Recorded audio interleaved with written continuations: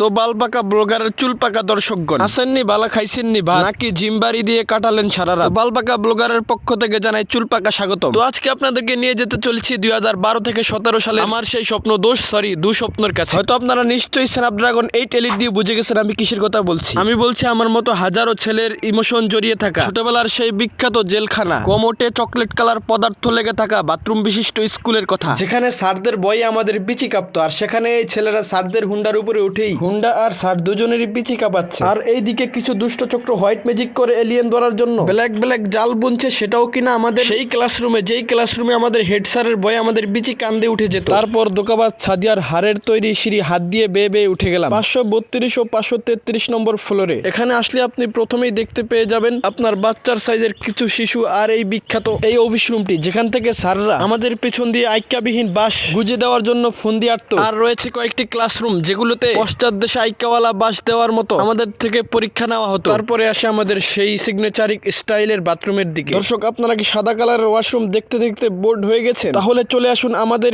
স্কুলের সিগনেচারিক chocolate colour ওয়াশরুমে। দর্শক, আপনি যদি একবার এখানে চলে আসেন তাহলে আপনার ভিতরে থাকা কবির প্রতিভা জেগে উঠবে।